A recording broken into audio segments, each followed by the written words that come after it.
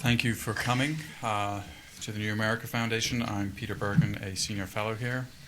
Got a very interesting program for today. We're going to first start with Justine Rosenthal, the editor of the National Interest, who will talk a little bit about why she commissioned this story. And then Matthew Alexander will proceed and basically tell you about the major findings of his story. Matthew Alexander is a pseudonym.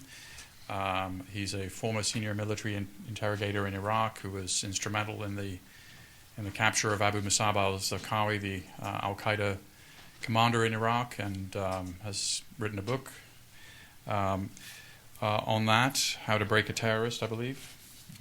And Matthew's email is howtobreakaterrorist@gmail.com if you want to get in touch with him.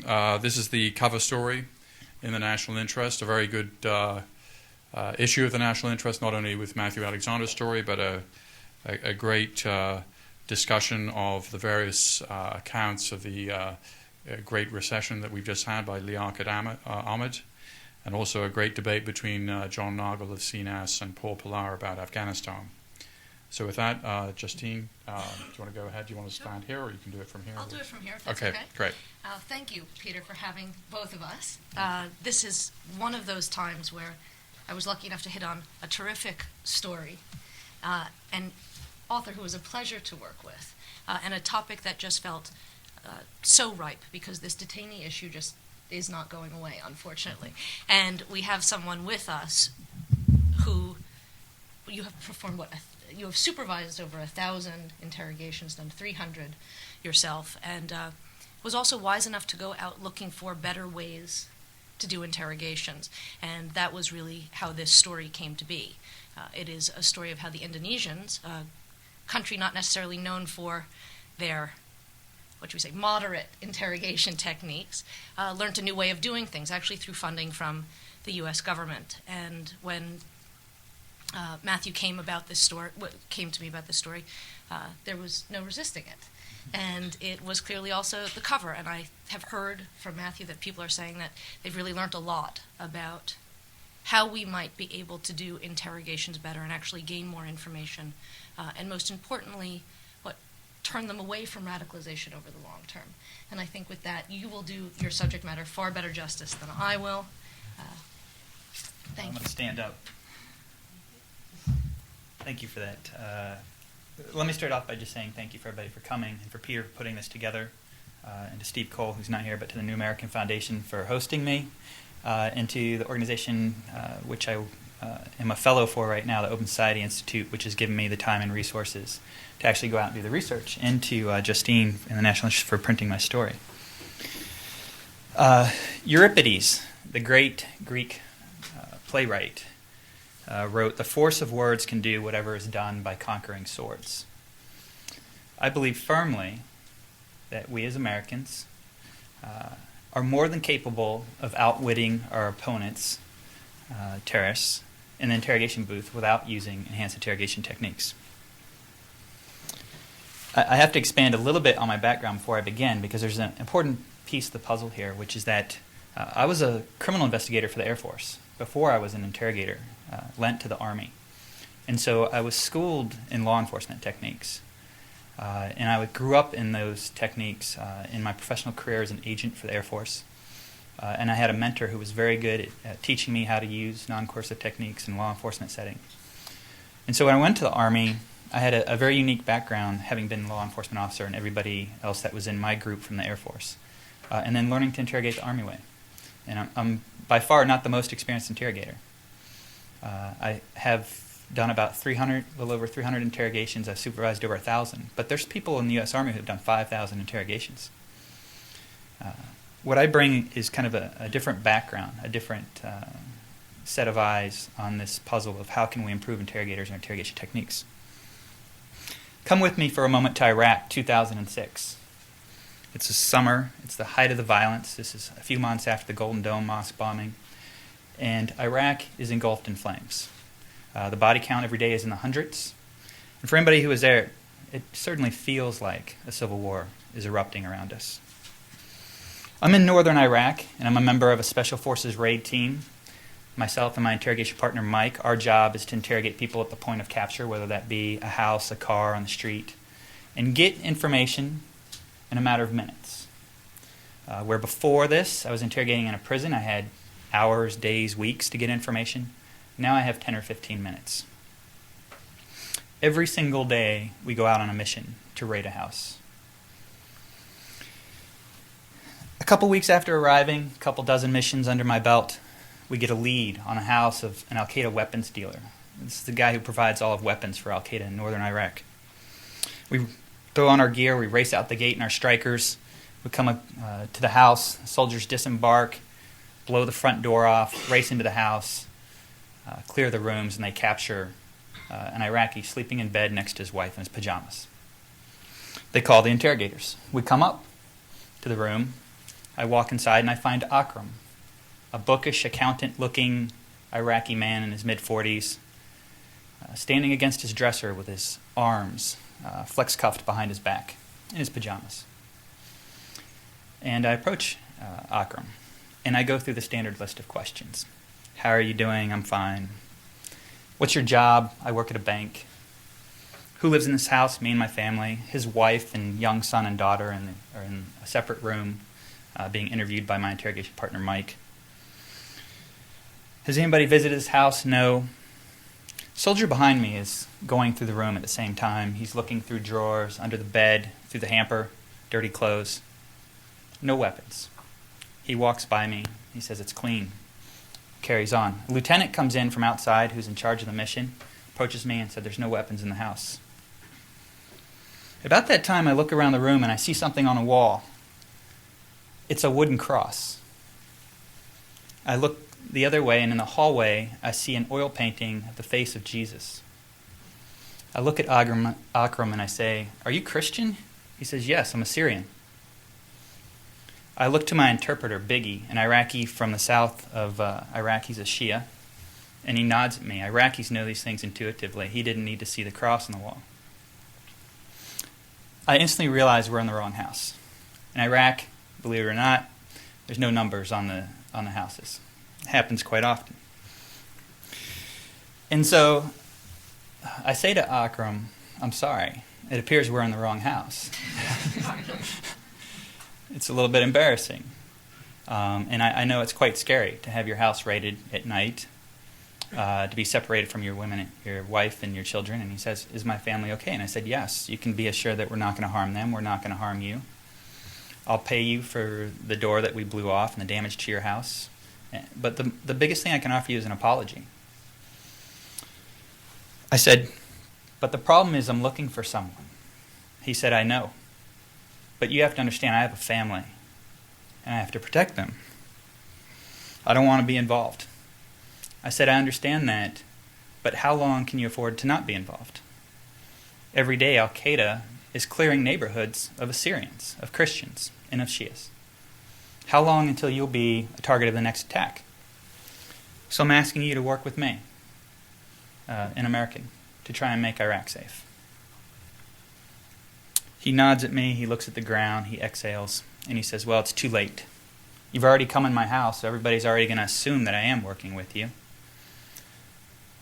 And he thinks about it for a second, and he says to me, 3 doors down the street on the left." We race out of the house, down the street. Within 2 minutes, a soldier kicks down the door to the house down the street, runs into the room, and captures the weapons dealer asleep on his living room floor. Within minutes, we've pulled out every type of weapon and ammunition and armament that al-Qaeda is using in Iraq, and we've just discovered the super Walmart of al-Qaeda weaponry. What did I learn from this experience? What I learned is that what you do in the wrong house is always more important than what you do in the right house. You go into the right house, you capture terrorists. You take one guy off the street, you might shut down a cell for a week, maybe 2 weeks. But at the end of the day, the violence will return. You go into the wrong house and you do the wrong thing, you make the enemy of a family, perhaps an entire tribe, maybe even an entire province. Fast forward now to Indonesia, September 2009. Detachment 88, which is Indonesia's elite counterterrorism unit set up after 9/11 by the U.S., trained and funded, has been searching for several years for a man named Noord Mohammed Top. Noord Mohammed Top is the guy who was behind the Bali bombings. He's the leader of Jemaah Islamiyah, the al-Qaeda-affiliated terrorist organization in Indonesia and Southeast Asia.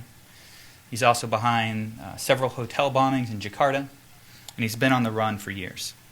He's the #1 most wanted terrorist in Southeast Asia. The police, Detachment 88, get a tip. An associate of Top lives in central Java.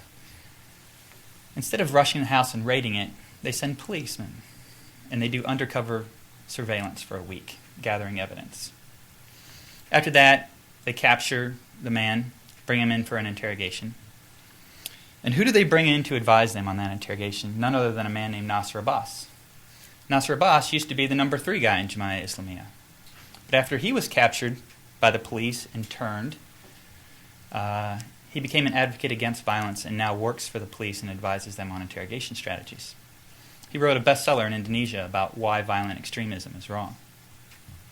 And Nasser Abbas, along with Detachment 88 interrogators, analyzed this young man and determined that the most important thing to him is his family and supporting his family. And that's why he joined JI. So they offer him money to support his family in his captivity, treat him with respect, never criticize him or his affiliation with JI, never use harsh methods, no enhanced interrogation techniques. They present him with the evidence that they've collected over a week, basic law enforcement approach in the Army manual. They call it We Know All or File and Dossier. And the man turns in a matter of hours. He tells the policeman the location of Noord Mohammed Top. They run to the house, and after a 6-hour gunfight, they kill Top. I highlight these stories so that I can talk about 3 themes. And those are, who are interrogators? How do we go about improving both interrogators and interrogation techniques? And how can we maximize interrogations to achieve our strategic objective, which is countering violent Islamic extremism? Who are interrogators? 80%, maybe more, of the interrogators on a daily basis who are interrogating al-Qaeda members or other terrorist suspects are in the Army. And the average age of those interrogators is about 22 or 23. They come in out of high school to basic training, then they go perhaps to a year of language school, maybe not, and then through a 5-month interrogations course. When they get to Iraq or Afghanistan or Guantanamo Bay, for many of them, it's the first time they've ever been outside the U.S.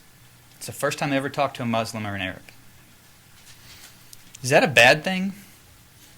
I would argue no. Our young people today, this next generation, are the perfect raw material from which to craft an interrogator. Why? Well, let's look at the 3 major mistakes we made early on conducting interrogations after 9/11. The first, interrogators didn't understand how our enemy organized, which is more like the mafia or like a criminal gang, not like rank-and-file soldiers. We didn't understand their culture and how that affects interrogation methods. And we were unprepared for the fact that in past conflicts, direct questioning and logical reasoning approaches worked 90% of the time, and that fell off dramatically. Yet, this next generation Americans are perfectly suited to address these 3 issues. First of all, this is the Facebook generation. Anybody here on Facebook? I know most people won't admit it. Al-Qaeda is organized like Facebook. It's not, you get recruited, you get signed up, you sign a contract, you progress up through the ranks. It's organized around social networking. I have a friend, I have a cousin. I know a guy who can get money. I know a guy who can get weapons. Maybe it's the same guy. Maybe he has a relative. Maybe you run into an old friend on the street you haven't seen in 10 years. Kind of like when that person contacts you on Facebook that you haven't talked to since high school. Our young interrogators understand al-Qaeda organization intrinsically because they grew up in this social networking culture. They're also more globally aware and culturally curious, I believe, than older Americans. Because of the internet, because of our global community, they're more likely to know about the tenets of Islam or cultural differences, holidays and festivals. And lastly, you're going to love this one. I suggest that they're better made for interrogations because they grew up with reality TV. Now, how many people here watch reality TV? That gets less hands every time than Facebook. What is it about this young generation in reality TV and their obsession with drama and emotions? Well, I don't know what it is, but I know that it's perfect training for interrogations because in the interrogation room, emotions rage like wildfire. An interrogator has to understand the ability to use emotions and emotional approaches to appeal, especially to our enemies in this war, who were recruited based on emotional approaches. And the young generation gets that. So secondly, how can we go about improving interrogations or interrogators and interrogation techniques? 3 things: training, resources, and research.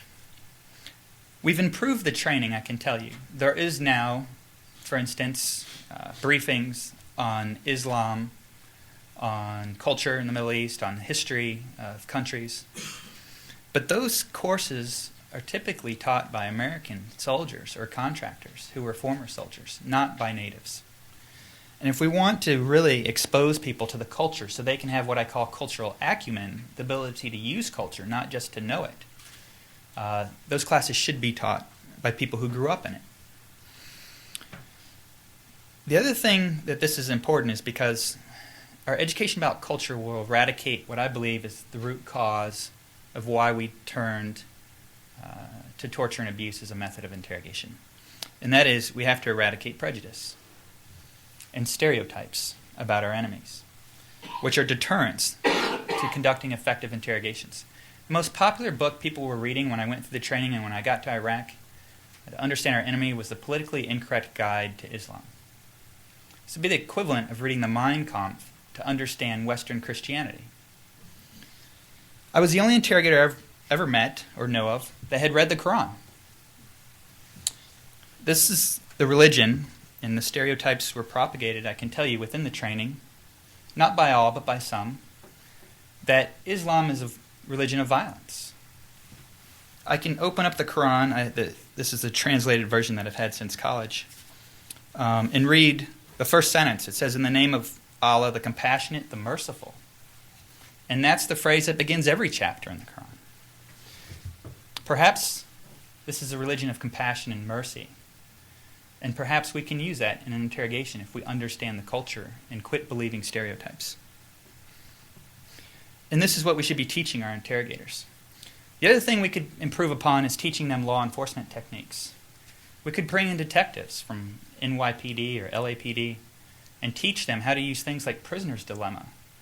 I was surprised when I arrived in Iraq that interrogators didn't understand that if you catch 2 people on an act, you can put them in separate rooms and use their statements to play off each other. Anybody ever seen the movie LA Confidential? Great scene with Guy Pearce where he uses this technique. You can watch it every night on Law and Order or NCIS. But interrogators aren't exposed to these techniques. They're more than capable of learning them and using them. And last thing I would say is we need to put resources into interrogations. If you go to almost any, I went to 4 different locations in Iraq where we interrogated, and every single one was the same. The interrogation booths were merely 4-walled rooms made of plywood with cheap plastic chairs that would barely support your weight.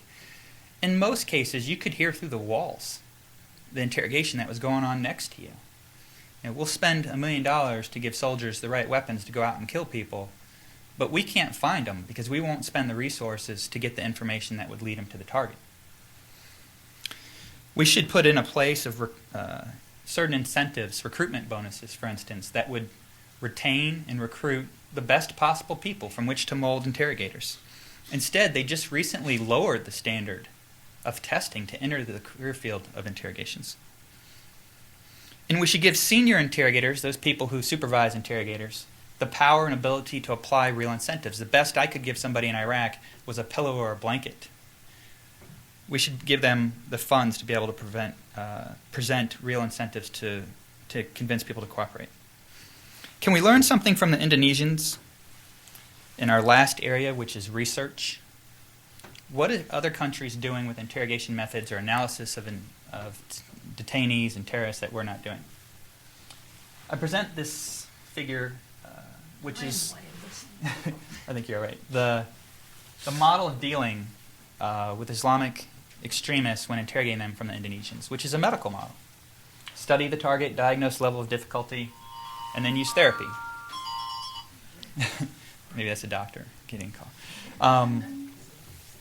We preach something similar in our training, which is to analyze detainee, but we don't go into details about how do you analyze that person. Next, does this flip the slide? This one? Yeah. Look at the Indonesian model. They assess the level of radicalism. This is something I never saw I was exposed to in our training. Both what is their motive and what is their role in the network. It's an excellent model for crafting an approach strategy by analyzing detainee, not based on stereotypes, but based on each individual and why they joined a violent group. And then look at this last model that they use. It's very specific. It addresses all the different reasons somebody may have joined and what role they have. I especially like this one down here, which in my experience was the most important, personal problems. Most people I found in Iraq, I can tell you, I never met the diehard jihadist who had joined out of ideology. Maybe one, a 12-year-old boy who had been brainwashed by his father. I met a lot of people who had joined al-Qaeda because they needed protection from Shia militias and reprisal killings. People who had joined because they were worried about Sunnis' access to oil wealth in the future. And a lot of reasons, but none of them were religious-based. And that's not to say that there aren't hardcore jihadist members of al-Qaeda who did join for ideology. But I'd also argue that they're the easiest to interrogate because they're the most emotional. Interrogators are an underutilized weapon in countering violent extremism. We're used to gather tactical intelligence, stop the next terrorist attack. In comparison, Indonesia has turned interrogations into a strategic weapon. Not about stopping terrorist attacks, although they'll do that if they get that information, but into stopping the recruitment of future terrorists by turning detainees into advocates against violence. And they've done this successfully with numerous mid and high-level Jemaah Islamiyah leaders. We should learn from their experience. But to do that, we have to put the right resources, the right training, and the right research into interrogations. We have to quit seeing interrogations as a skill and see interrogators as a profession. We have no professional organization of interrogators. There's no American Bar Association, American Medical Association for interrogators. Why can't we get those resources when everybody argues that this is a very important weapon in this conflict? You know, Nord Muhammad Top was found and killed by interrogations. Saddam Hussein was found through interrogations, and al-Zarqawi was killed through interrogations. We have numerous successes to prove our worth, but we can't get the resources. Is it because we don't build anything? We don't have the lobbying muscle to produce jobs? I'm not sure, but I think it's an issue that needs to be addressed. I am completely confident that if we give interrogators the right resources and train them properly, they will win the battle of wits, and that they will return exponentially on the dividends that we pay to them, not in just stopping terrorist attacks, but in choking off the terrorist lifeblood, which is new recruits. Thank you.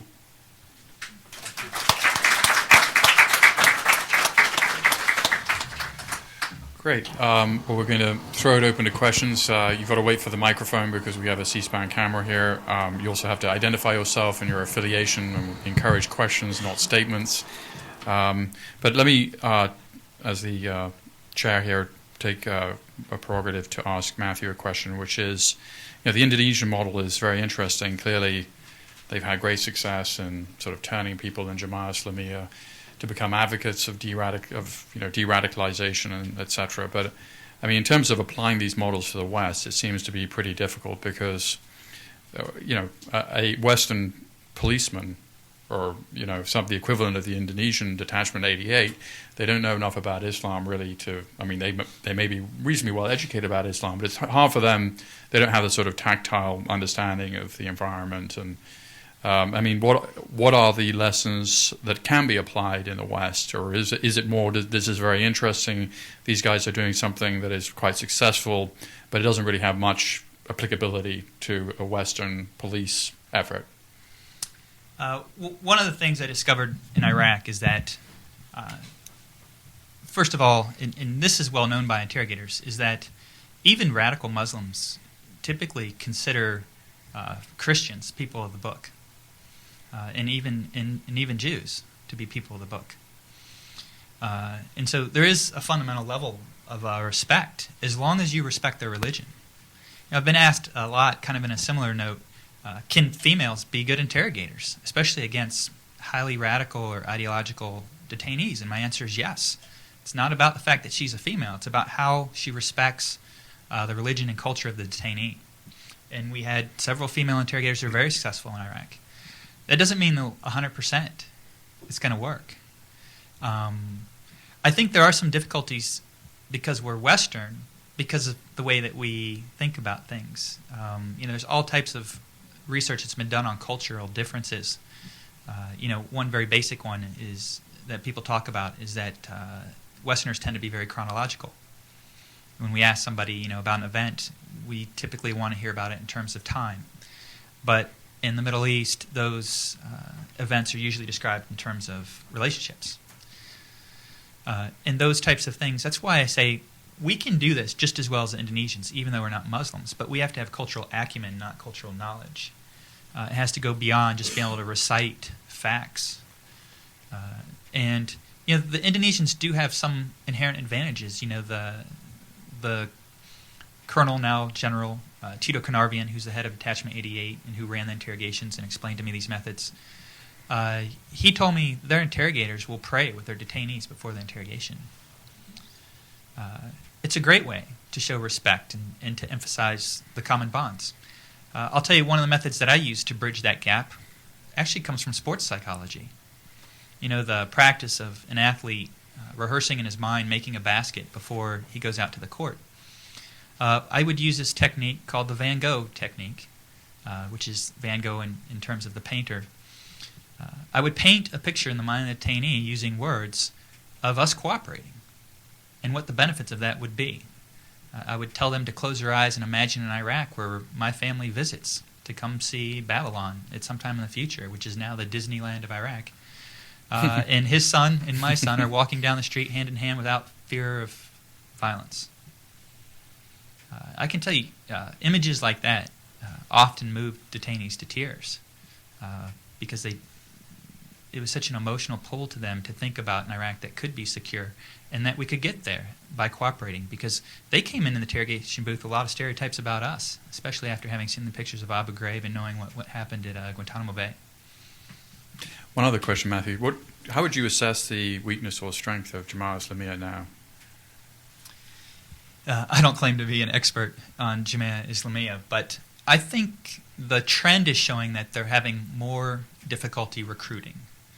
I'm a big proponent to say that the end of this conflict, which we don't talk about often, what does the end of this conflict look like? Well, let's take models of other conflicts. Take, for instance, the battle against the insurgency in the Philippines against communism. It was a battle that took place from the 1950s to the late 1980s. It was eventually solved through law enforcement techniques, government incentives, economic incentives, amnesty program for fighters. And we consider that a success. The government of the Philippines now controls the problem because there's still 8,000 members of the communist organization in the Philippines. It's not a zero-sum game. And so what I would say is for Jemaah Islamiyah, their recruiting is on a downward trend. And that's what I consider to be winning the war, to get that down to a number where it's managed by law enforcement. Great.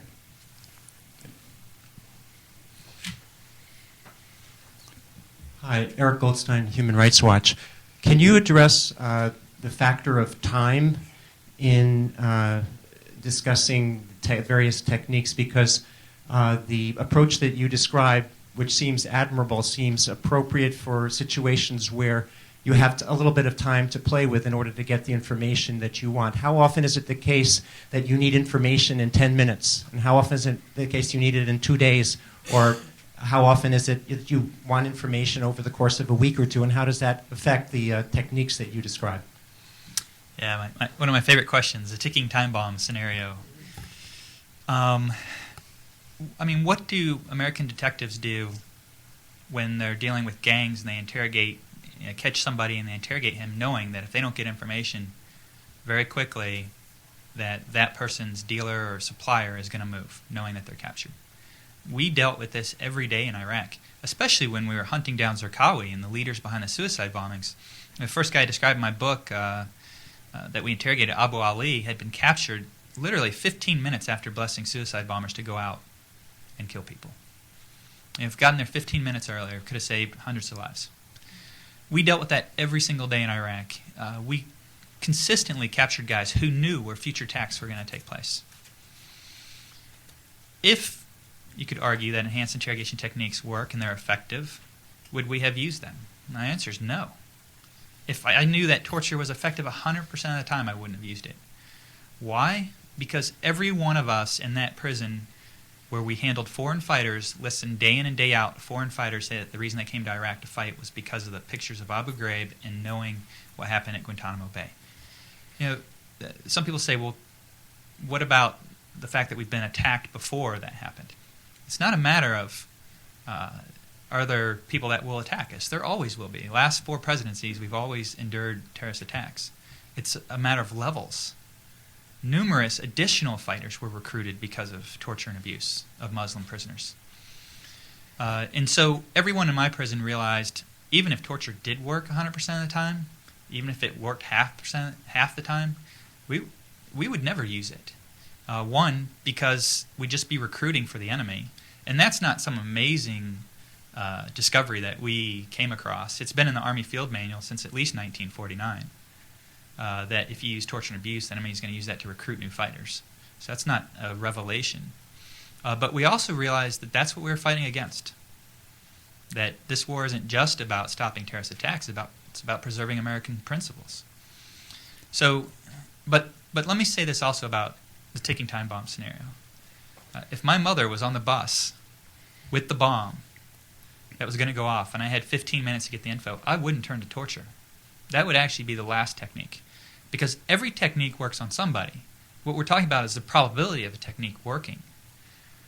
Torture, as we know from 183, if you have to use a technique 183 times, it's not working and it's not efficient. I would refer, what I did in the field when we had to get information very quickly, is I went to law enforcement techniques. I went to prisoner's dilemma. I went to those type of techniques that police have been using for decades in that same scenario. Because they give you the best probability of success. What are the outer limits of what you can do with the Army Field Manual? What's the most you can do? So, the Army Field Manual, which I believe is actually a very valid and great document for interrogation techniques, but it's never been scientifically studied. We're just now starting that.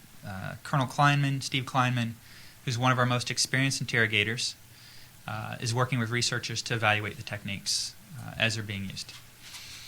But the field manual will allow you, and there's a line in there that says you can use psychological tricks, ruses, and ploys. That line allows you to use law enforcement techniques. People say, well, the Army Field Manual outlaws law enforcement techniques. That's not true at all. You can legally use law enforcement techniques under the Army Field Manual, and they're non-coercive. And we've been using them. The problem is the only people who are using them are those people who have law enforcement experience backgrounds. There are gray areas in interrogations. I'll give you a perfect example. In fact, this just came up recently. You can't threaten a detainee. We all know that. And I think that includes indirect threats. But can you make a statement of fact? If a detainee, if you catch a detainee making bombs, suicide bombs, can you show them the Iraqi Penal Code, which states that the punishment for participating in suicide bombing operations is death? That is a statement of fact. That's the law. You can do that in a U.S. criminal interrogation. I heard a proponent of waterboarding last night on live television say that we can't tell somebody that the punishment for a crime is death in an intelligence interrogation according to Army Field. That's wrong. I had detainees ask me, what is the punishment for my crimes? That's not a threat. That's a statement of fact. That's very different than a scenario where you tell a detainee, if you don't cooperate, I'm going to put your face on a poster that says you cooperate with the U.S. forces, and I'm going to post it in your village, and you can guess what's going to happen after that. That's a threat to him and his family, knowing that al-Qaeda will conduct reprisal killings. So what's my standard for these gray areas? The golden rule.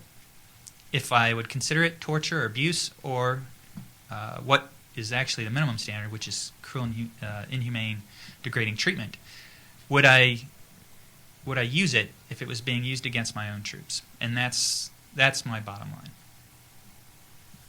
Matthew, how much do you think this is still going on? Enhanced interrogation techniques. I mean, what do you think is the bottom line? I think we've learned from our mistakes, but I think there is still a resistance within the intelligence and interrogations community over what the law says and what people should be allowed to do. The Army Field Manual still allows us to separate people indefinitely in solitary confinement. It still allows us to put people through sleep deprivation. It doesn't even prohibit stress positions. So I would say that we can say now that we don't torture people, but I'm not confident that we can say that we're meeting the minimum standard, which is humane treatment.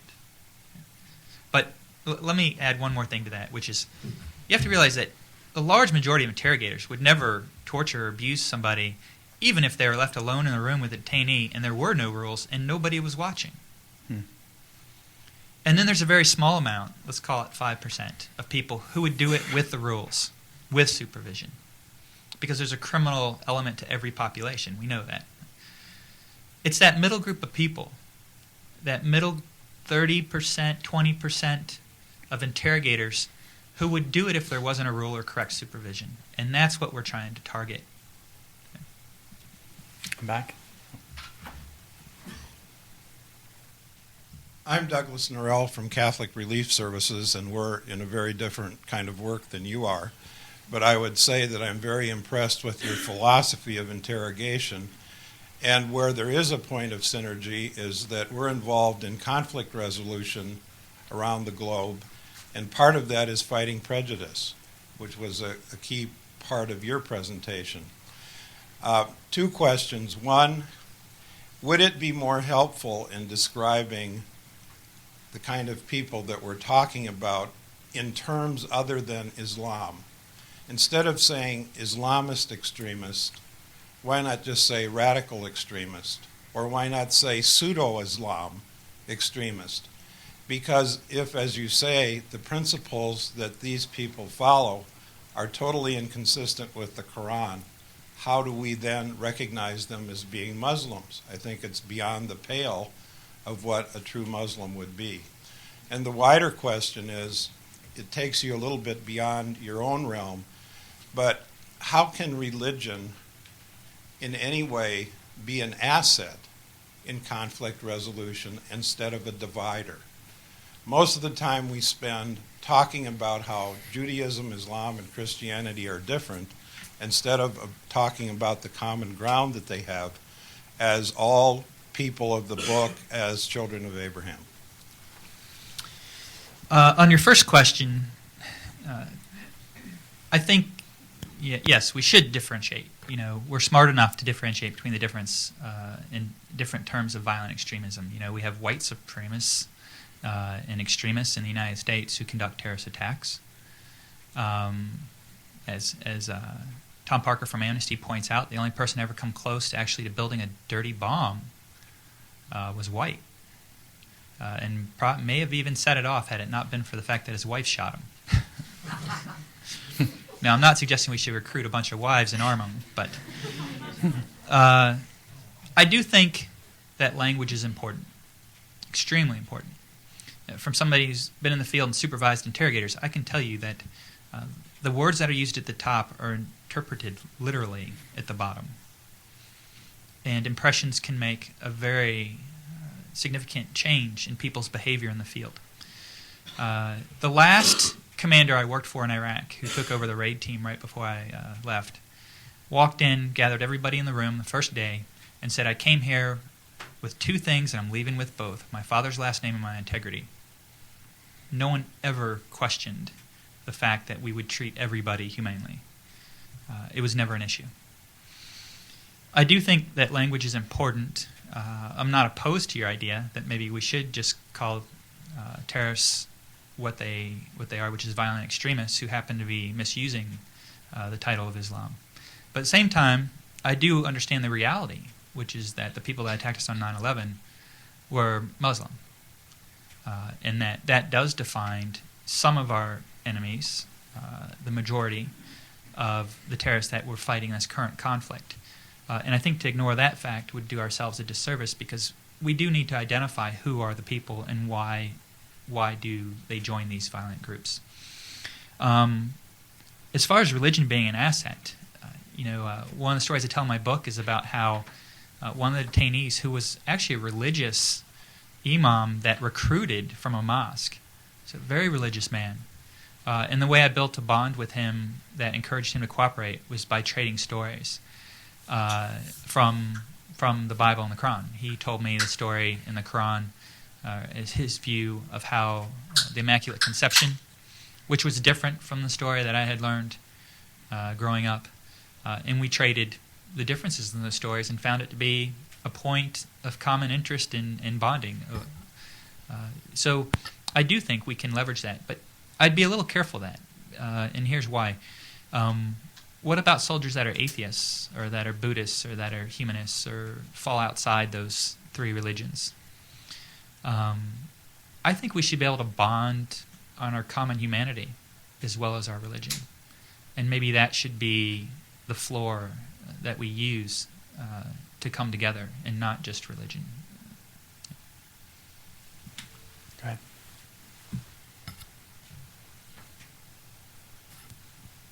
Yeah, I'm Ben Spanos from Executive Intelligence Review. If polls are to be believed, a majority or a good percentage of the American people today believe that torture works and that we should use it. And I've seen polls saying that something like 60% of people questioned thought that Abu Musab and the Detroit, Christmas Day bomber, so-called, should have been waterboarded. This is really a dramatic departure from our traditions as a nation, even our military traditions. I mean, what do you attribute this to? How would you explain this? I feel like it's a little bit of a loaded question, which I recognize as an interrogator.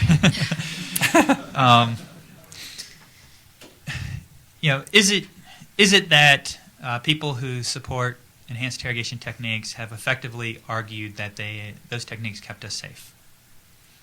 I think is the real question. And I would say they've made a very loud argument. I would say that they haven't made an effective argument. Anytime you hear anybody talking about supporting enhanced interrogation techniques, keeping America safe, there is never a reference to the long term. It's always about stopping the next attack tomorrow. There's never any addressing of the longer term issue, which is terrorist recruitment. Which is, we can stop terrorist attacks for the next 300 years. We can play that game of cat and mouse forever. That's not gonna end the conflict. What I think is there's a misperception in the public about two things. First of all, is the competency of our interrogators. Imagine if you went to infantry troops and you said, "I'm sorry. I mean, I know you guys are trained to take hills, but we just think that al-Qaeda's better fighters than you guys are, and so we're going to allow you to use chemical weapons." Now, I don't know a professional soldier that wouldn't be offended by that type of offer. And I can tell you all interrogators, every professional interrogator I know in the military, is offended by the fact that we need to be offered enhanced interrogation techniques to be able to do our job. They're not enhanced. We can do our jobs just fine without being able to, without an exception to be able to break the law. And it's a lack of confidence in our ability that I think is driving this partially. And the other part is that it's not a static art. We don't have to successfully interrogate every single person that walks in the interrogation room. A soldier doesn't shoot every person with every bullet. Interrogations, some of them will fail. We accept that. There's more than one way to get information. No single person in al-Qaeda holds all the information. As we learned on the route to Zarqawi, there were several guys who we never got to talk. We went around them. We made our methods better. We improved them. And we applied good old American ingenuity within the law to come up with better methods and achieve our objectives.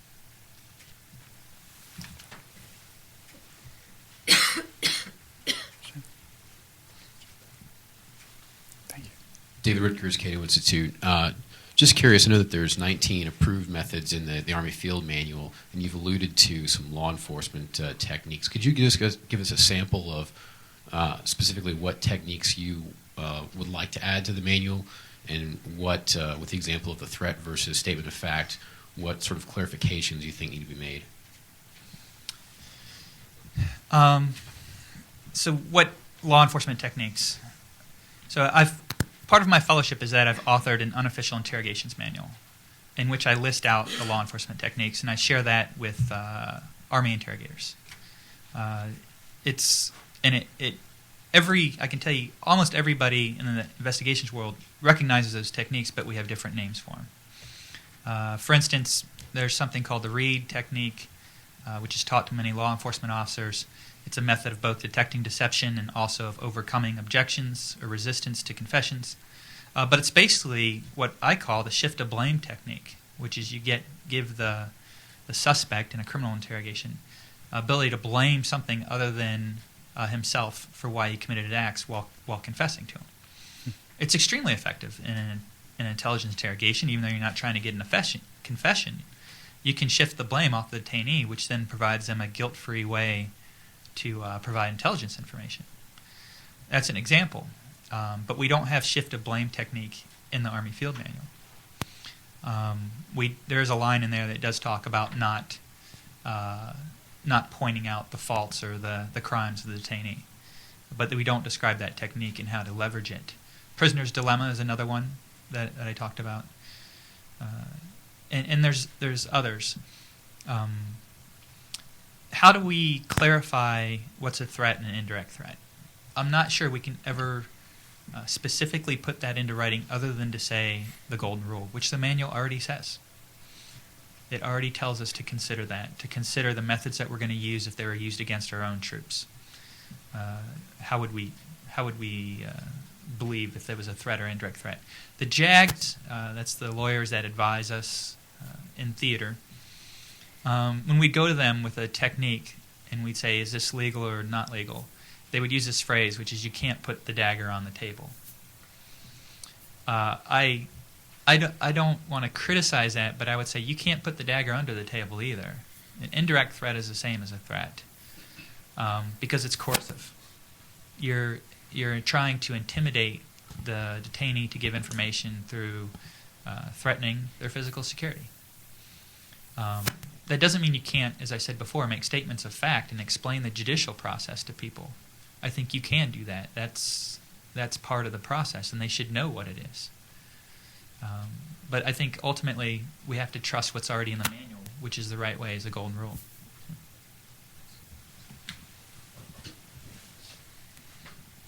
Hi, I'm Rebecca Sheff with the Friends Committee on National Legislation.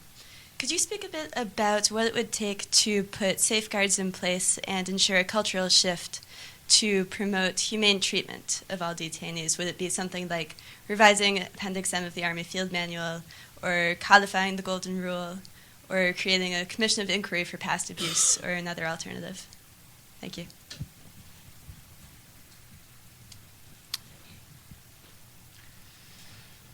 Three things I would say we can do. I mean, how does any organization change its culture?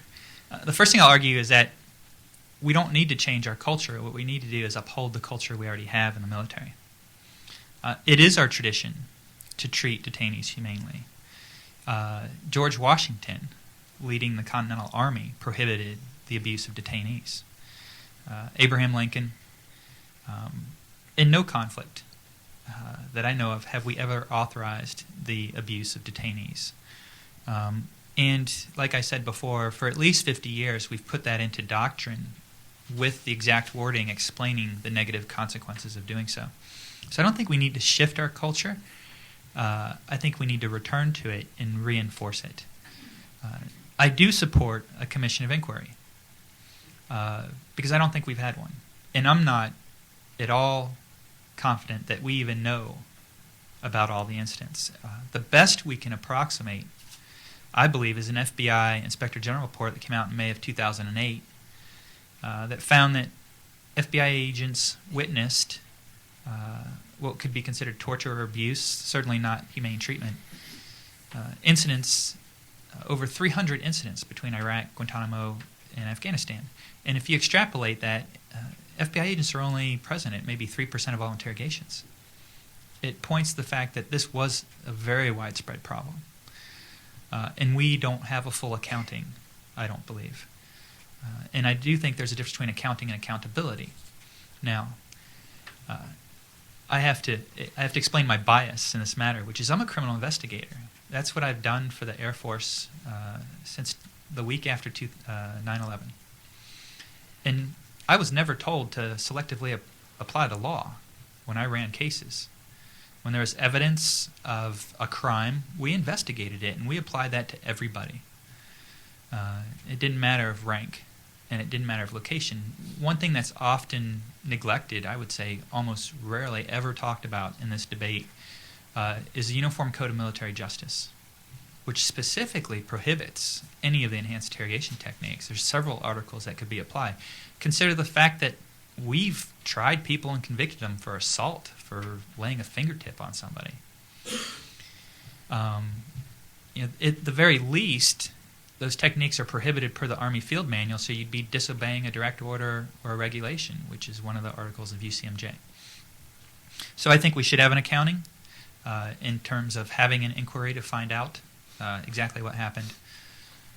And I think everybody supports accountability. I think one of the most interesting arguments or ways to look at this is go back to look at President Clinton's impeachment and look at the quotes for who called for accountability and the rule of law then and what they said about how important it was to a society. The last thing I'll say is that this is also a leadership issue for the military. And I do believe, will be doomed to repeat the mistakes if we don't hold people accountable. But I also think we owe ourselves within the military an accounting of leadership and what it means. There's very few instances of officers or senior enlisted people standing up and saying no to techniques that were clearly in violation of their training in their ethics and in our code and our regulations. Very few instances. And I think we need to go back and adopt, I don't want to say make new training because it's in the training. Maybe we need to re-emphasize that in the training from a leadership perspective, how important it is to say no to unlawful orders.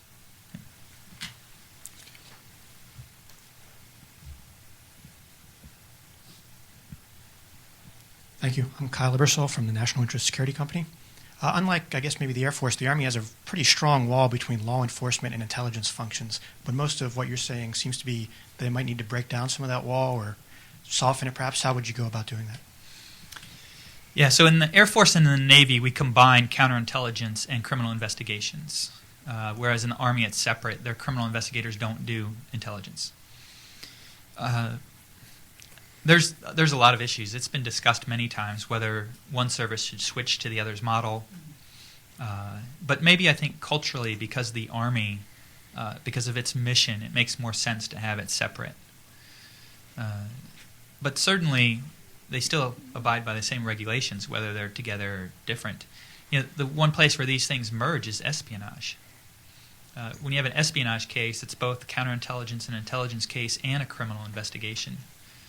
And there's other cases that deal with intelligence that are criminal investigations where these things merge, and then you get into issues about intelligence oversight and where that overlaps with criminal investigations. But the services are well prepared to deal with that. I wouldn't say that I'm in a position where I could recommend that one service takes the other's approach. I do think that we benefit when we share information, and that happens in law enforcement between the military and civilians. I mean, we run joint cases with the FBI and military together all the time, or with NYPD in one of the military criminal investigative branches, that information sharing happens all the time, but it doesn't happen between Army intelligence interrogators and the civilian law enforcement community.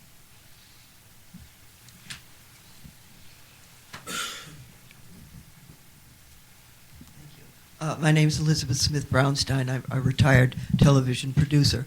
We hear very much criticism in this country about our lack of language, sophistication, and ability. And there was a story not long ago about the fact that 63, presumably, Arabic-speaking men were had to leave the service because of their sexual orientation.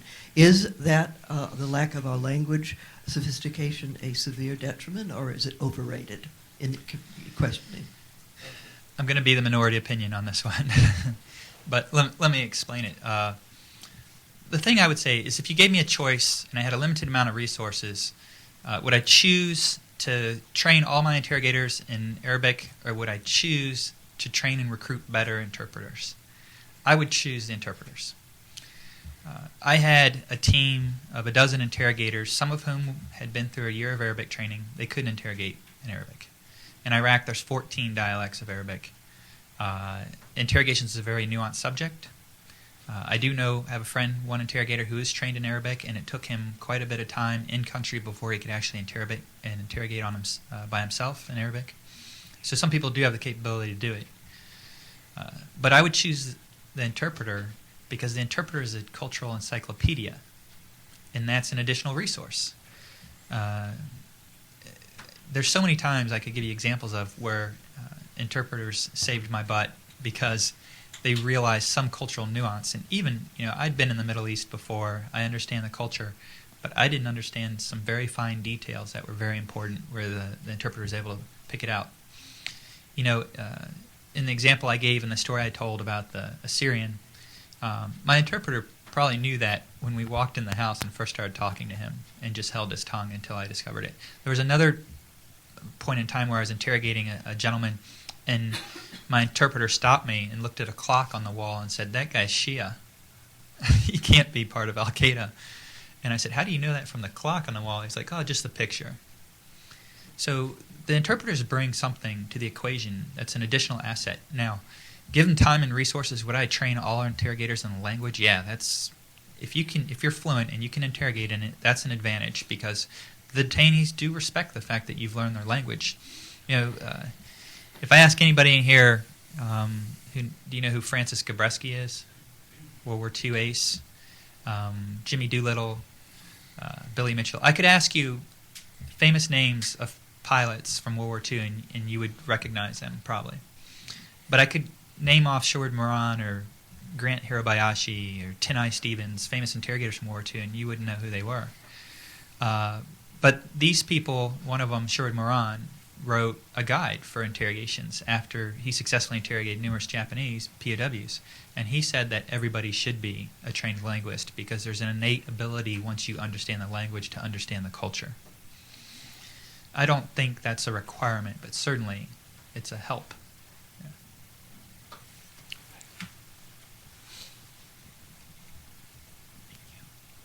Hi, my name is Jimmy Manan. I'm from Voice of America, Indonesian service, and I've done a lot of translation for the ATAP State Department program. And my question is, the way that you describe Detachment 88 is like they have already adopted all these new techniques, but I'm a bit skeptical about that. Isn't this one of their tools where they also retain all their old methods?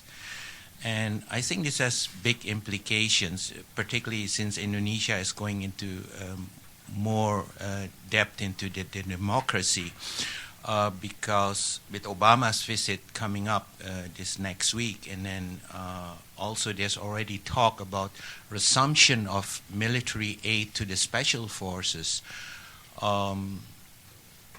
So can you explain to me, is Detachment 88 really this unit that use these more friendlier methods and have set aside all tortures, or is it still 88% of their methods that they're using and that has led them to the capture of Nurdin Top?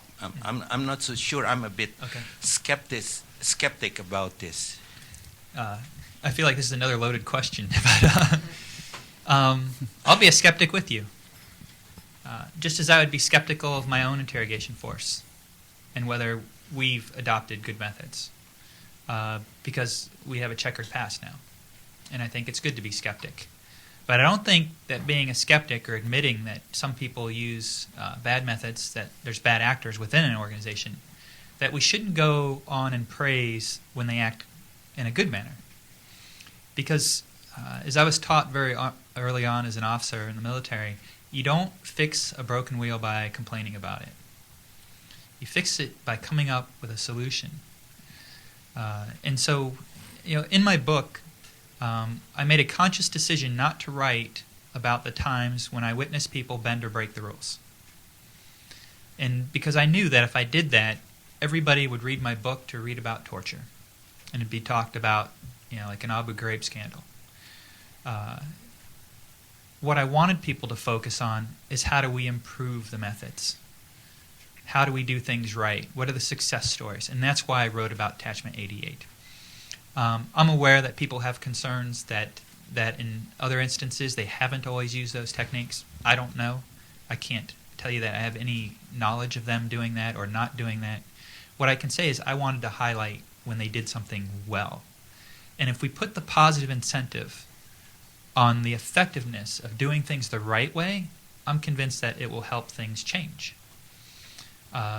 Men like Tito Carnarvon, who came up with this method and who are explaining it and helping us to advance the methods, really are leaders. And I think we have to concentrate on their positive attributions to the field of interrogations to promote good behavior. Great. In back.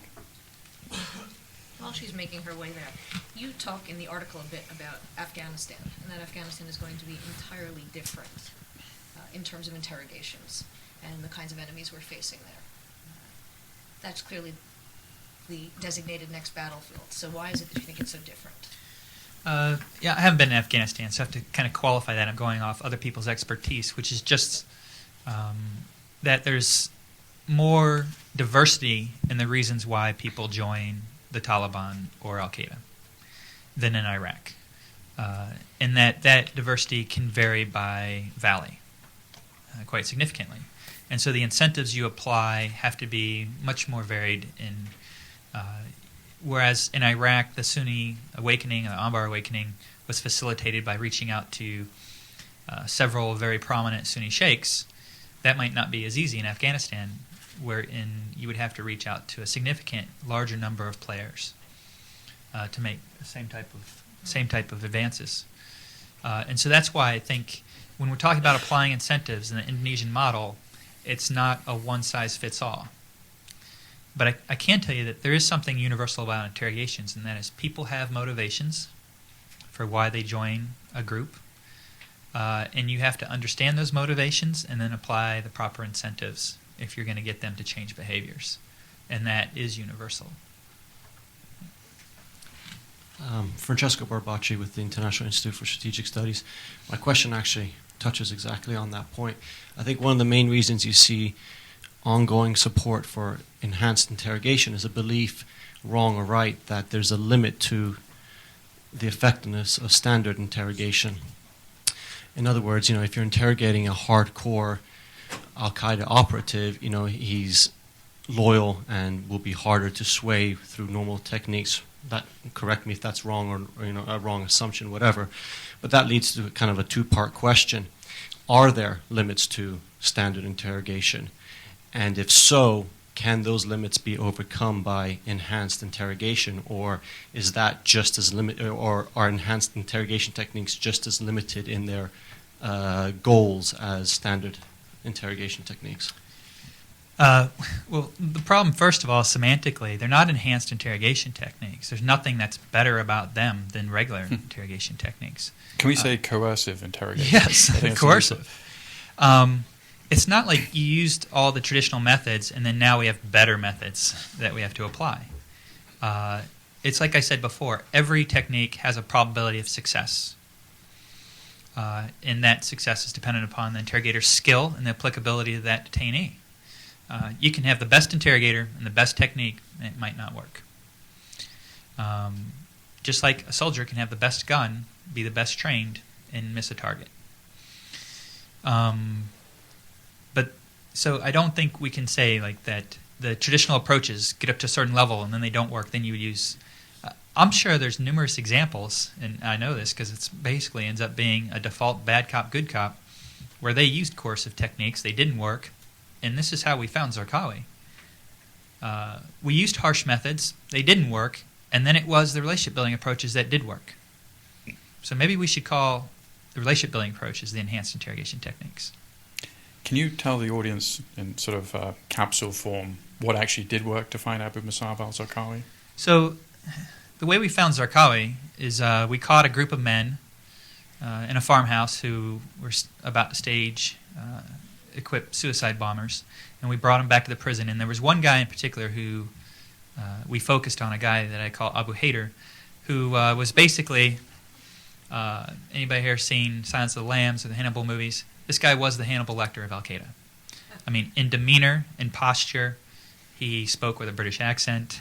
He sat back very casually, and he's very manipulative, very intelligent. Had even studied, as he told me, the art of logical reasoning and argument persuasion. And the original interrogators tried control methods. And by control methods, I mean that their basic approach was pride and ego down. Strip down his ego, make him feel like he's not able to resist their methods, they can dominate him, and then force him to cooperate. They tried that for almost 3 weeks and it didn't work. In fact, he maintained the whole time that he was just told to bring a video camera to this farmhouse and he didn't know why he was showing up there. He thought it was a wedding. Right before he was supposed to be transferred, after they had given up on him, I went in and interrogated him, and I had about 6 hours until his transfer. And the whole time, all I did was run a pride and ego up approach.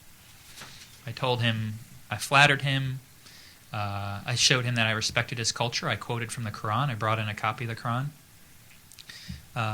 We discussed Iraqi history, we discussed sports, we discussed Ultimate Fighting Championship, soccer, a lot of things. And then at the very end, I used a law enforcement technique, which is basically, I gave him the chance to enlist in a conspiracy. And that conspiracy was that I would allow him to play a role in the future of Iraq if he cooperated with me. And that fed his ego. It fit perfectly within his culture and within his individual motivations. And he decided to cooperate. And a couple weeks later, there's some more details of the story that happened after that because we kind of went backwards after we went forward. He told us that his best friend was Zarqawi's religious advisor, where we could find that friend and how we would know when he was going to meet with Zarqawi, and that's how we found Zarqawi.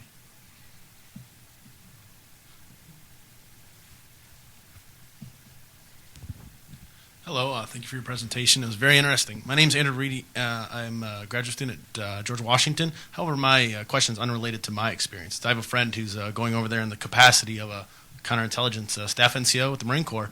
What advice would you have for someone in his position who has just finished school, and he's going over there for the first time after a bit of language training? So maybe a directed advice towards him that I could pass on. Interestingly enough, night before last, I was at Army Reserve Interrogators course, telling students soon to graduate who may deploy in the near future some advice, words of wisdom, if you will.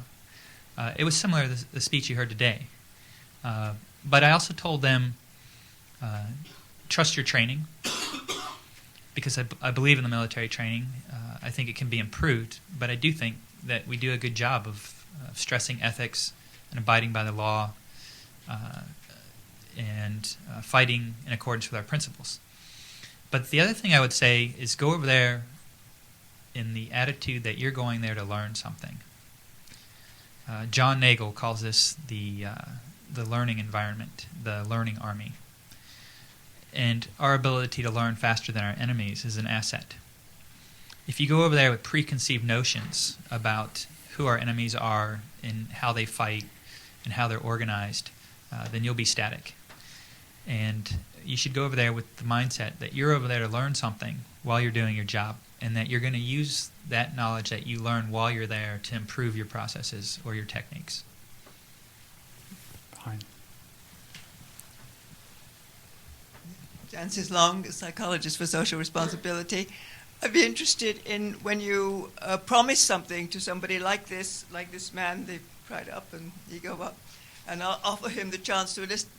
What happens then? Is anybody able to carry through with the things you've promised if he comes through with information? That's a great question. Matthew lied.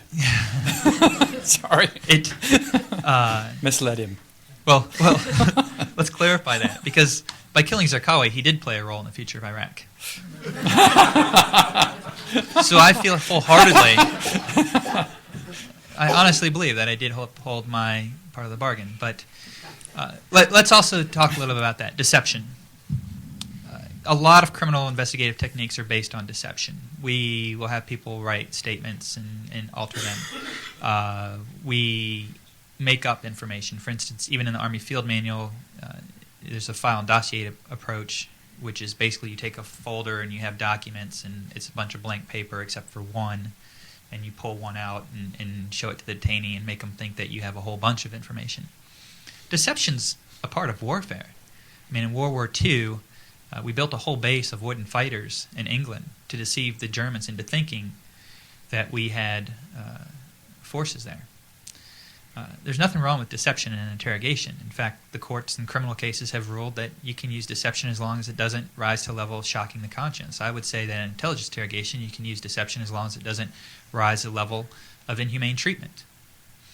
I can't tell you how many times detainees caught me in a lie, or I caught them in a lie, and we were able to get over it. It wasn't the end of things. They weren't like, "Oh, you big liar." Why? Because they know they're lying also. And we both expect that. What's happening is a negotiation over information. Deception is just one tool that we use. But ultimately, what we have to get to is a negotiation and a trade of information. Now, do I think we should follow through on promises? Yes, if we can. And we don't have enough ability to do that. It's something that significantly is holding us back from doing effective interrogations. As a senior interrogator, I can't offer more than a blanket or a pillow or a meal. Take the Indonesians on the other side. They can offer some real incentives and promises that they can keep. Now, a year after I left Iraq, they did start dealing with people more, detainees. The problem is we have a very hard time as Americans getting over people who attack us and commit acts of violence against American soldiers. Yet that is a part of warfare, is to be able to turn enemies into allies. And I do think we have to be able to follow through on some of the promises we make and make them real. And we can't do that unless we see interrogations as an exercise in negotiation rather than as an exercise in retribution. Yeah.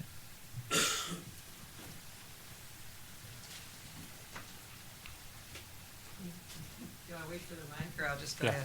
Oh, hi. Ann Crittenden. I'm a writer, and I've written a play about some of these issues. And I'd like to get back to a general question of how effective, who are you reaching with this message, this very powerful message, really? How do you think you're affecting the course of our behavior? And specifically with the likelihood there will ever be any kind of accounting, and two, the influence on the policies of rendition, which I understand are not renounced and may still be ongoing. The latter question, rendition's a topic that I'm not, I've never really engaged in or had anything to do with, and I oppose it simply because I think it's against the law, and I think it's wrong, but it also, I think, just violates our principles that, and plus, I think we should just have the courage. If we detain people, then we should detain them and process them and be the ones that are responsible for them. Do I think the message is reaching people? Yes, but how many people is the question. most polls, you had a question earlier about polls. I wanted to address something. The polling is actually extremely dependent upon the wording of the question. We know that if we phrase a question that says, do you support enhanced interrogation techniques if it keeps Americans safe, that the large majority of people will say yes. But what's loaded in that question, you talk about loaded questions, is that they work. Or that they don't recruit new terrorists that down the road make us less safe. Or that they're enhanced interrogation techniques and not torture. So the polls... John Hughes quote this morning, and the current administration is soft on terrorism. Yeah, there's no soft or hard in this argument. There's effective and non-effective. And those arguments have to be made from both the short and long-term perspective. And so what I would say is, are we reaching people? I think yes, and I can only go by my personal experience that people have come up to me and said, I've had some people say, I think we could use enhanced interrogation techniques sometimes, but you know what? If your methods work better and faster, then I'm okay with giving up on those. That's fine, I think, as a Band-Aid. But the question goes back to, why do we torture? I mean, why would somebody torture another human being? And I think that goes back to prejudice. And that's what I think is the long-term fight in this argument, is how do we eradicate the prejudice? Because we didn't torture people after the attack on Pearl Harbor, even though other attacks were imminent. And if you could make the argument it was effective, it would have saved lives. Okay, we're going to take just questions bunched together because we're almost out of time. So you have a question back, sir? And then you have a question. Thanks. Since the debate over torture surfaced in the United States after 9/11, it seems that there's a growing class of former interrogators or current interrogators like yourself who take positions on whether torture works. And they lined up on both sides of this issue. And I'd like you to diagnose the divergence here. What explains it? Is it more your emphasis on the long-term effects of using torture, or is it that the interrogators who've lined up on both sides of this debate have had very different experiences and honestly feel differently about whether it works in the short term as well? Okay, and your question? Thank you very much. I'm Rachel Neild with Open Society Justice Initiative, and I wanted to ask if you had any thoughts about the lessons from your own experience in a slightly different arena, which is that of trying to detect and deter people in the process of radicalization within our countries. Jihad Jain was on the front page of the Washington Post this morning, and I'm doing work in Western Europe where we're looking at ethnic profiling and the role of a focus on religious practice, Islamicism in particular, in efforts to detect persons in the process of radicalization. And we've been quite critical of what we see as an excessive and stereotypical focus on religion, both in sort of looking at behavioral patterns, but then also when people are brought in for any kind of questioning, they're often asked a great deal about their religious practice. It was actually suggested to us by a senior French intelligence officer that the police should simply be barred from asking anything about religion and should focus entirely on actions, behaviours, networks, etc. instead. So I'd just be interested to get your thoughts on that, and if you think there are sort of key lessons, and indeed if there's a conversation starting here, given that both the NYPD and the LAPD have been looking at these issues, and the NYPD brought out a major report a little while ago about this. Let me answer that question first. What I learned in Iraq is that people join and resort to violence for very personal reasons. It can be, in the case of the one imam who was blessing suicide bombers, it was because a Shia militia had come to his neighborhood and assassinated his best friend and forced him to move from his house and give up his business. He sent suicide bombers out against Shia civilians in marketplaces. He later admitted to me, after he started to cooperate, that his mother was Shia. Imagine the feelings he must have had inside that he had to overcome to be able to participate in that type of activity. It was extremely personal to him because of the assassination of his friend, because of the loss of everything in his life and his pride and his honor and being able to support his family. They're very personal reasons, and I would say the most drawing reasons or the most powerful reasons for al-Qaeda to be able to recruit are intangible. The same way that my most powerful weapons in the interrogation booth, my most powerful incentives are intangible. Numerous times I was in, but sometimes I could come in and throw $10,000 on the table, and that wouldn't move anybody at all. But if I appealed to their honor and respect and their pride, that would be much more powerful. But I would say that the reasons that people join al-Qaeda, probably my biggest learning curve in Iraq, was that it's a convenient convergence. As I told General Casey when he visited our prison, he asked why do people join, and an intelligence officer gave him the standard appeal about al-Qaeda ideology and the reestablishment of a caliphate and Sharia law and what have you. And I disagreed. I said that there's this convenient convergence of a lot of different factors, from social, economic, some religions, but they're all very personal factors to each individual, and they're aligning. The first question was, why do professional interrogators differ on the opinion about whether or not torture works? And the reason why is because we differ over the definition of what of the word works.